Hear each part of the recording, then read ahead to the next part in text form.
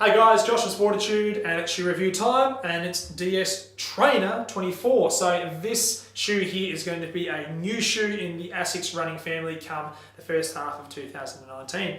And there's a lot of changes and a lot to like. So without further ado, we'll get stuck in. Traditionally, the DS Trainer has always been targeted at that lighter weight or tempo style running shoe where someone is quite happy to sacrifice a bit of weight, sacrifice a bit of cushioning to get a quicker transition, less contact time, really whippy feel on the foot. So that hasn't changed with this shoe in terms of the theme and the philosophy behind it.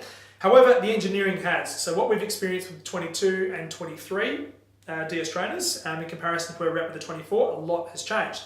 I suppose I should probably talk about the fact that I'm holding a rainbow coloured model in my hand through here. So this is a unique colour and it'll be a special release, but there will be other colours on the market as well.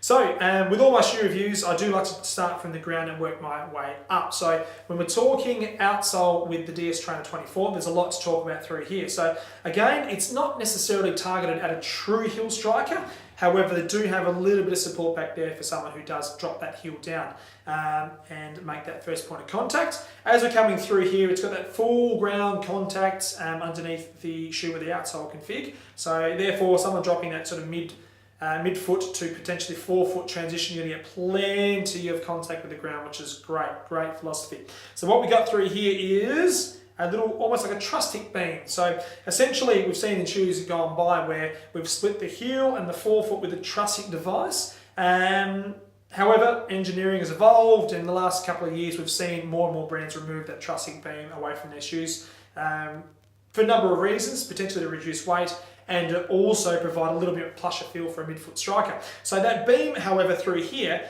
isn't intrusive. However, what it does is it comes through the forefoot on this lateral side and this medial side. It actually provides a little bit of extra rigidity. So what that is going to do with a shoe like this is provide a little bit more energy return or lack of energy loss, for want of a better terminology, because the person who's going to be running in this shoe is going to be hitting the ground with considerable force, spending less contact time, and not really relying on what we call impact sort of guide or impact cushioning reliability, because this shoe isn't stacked with loads of cushioning. It's got enough there to provide a little bit of sort of dampening. However, it's all about response and keeping on top of the ground. And that's what that beam does through here. It just provides a slightly more sort of whippier transition through that toe-off phase. So talking midsole now, we've got full length flat foam from heel right through to the forefoot. And then as we flip it onto the medial side through here, we do have a slight Duomax inserted support system on that medial side. So look, it's there. Does it play a critical role in the overall support of the shoe? Not astronomical. However, if you're talking about a runner that's using this, that's potentially wanting to run 10Ks, potentially half marathon, even a marathon, let's just go half marathon, and they fatigue in the last third of a longer run, and they potentially go from midfoot to potentially heel striking, having a little bit of medial assistance on that side through there will just cater for that runner that's just requiring a little bit of support on that braking phase. So by no means does it provide a really stable or supportive feel. It's just there if you need it. Cool. So as we come through to the upper, of course, as you can see, it's very bright, but we've got a full grain knitted upper through here. So knitted, obviously uppers have been quite a theme over the last few years. Probably started off by Nike, and then other brands have sort of caught on and jumped onto that train as well. So the heel cam at the back, I'll talk about that first, is slightly angled in towards the back of that calcaneus and heel. It's internal, so it's nice and stable.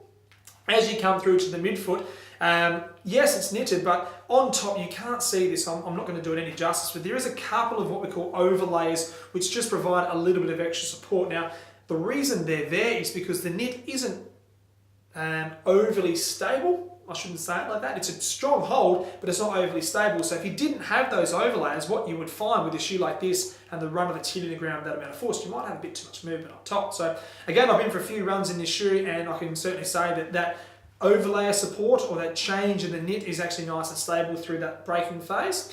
As you come through to the forefoot as well, it's you're getting sort of best of both worlds, a tighter woven knit through here, through that toe box, which just provides, again, a little bit of a stronger hold when you're loading and towing off and getting ready to put your foot down again. So yes, you can look at this and say, I've had knitted shoes before in the past and I just found them too sloppy and too loose. Well, don't rule this shoe out because of your experiences in the past, because of the fact that they've got a different construction in regards to how they've woven the knit and what they've actually done to keep it nice and supportive. So ASICS would not release a shoe that's designed for a quicker runner with a sloppy upper. They just wouldn't do it. It would defeat the purpose of having this shoe in the range in the first place.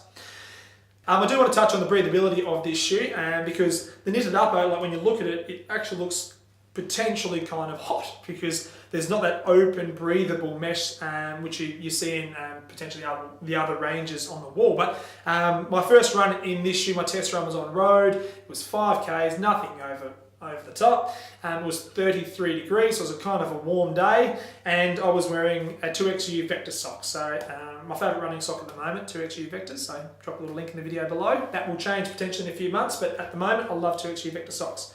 But that being said, inside this shoe felt great. So nice and breathable, didn't by any means feel compromised, and so the knitted upper, one, it's nice and strong, and two, it breathes really well as well.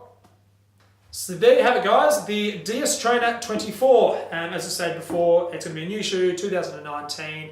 It's going to target not everyone by any means, but for the runner that's looking for a shoe to add to potentially their collection in regards to complementing a high mileage shoe, something they can run a little bit quicker in, entertaining a more responsive feel, then certainly the DS Trainer is a shoe you could consider. We'll drop some specs in regards to the engineering in this video below in the link, so if you want to look at heel to toe gradients, weights, etc., they'll be there. Until next time, happy running, and we'll see you soon.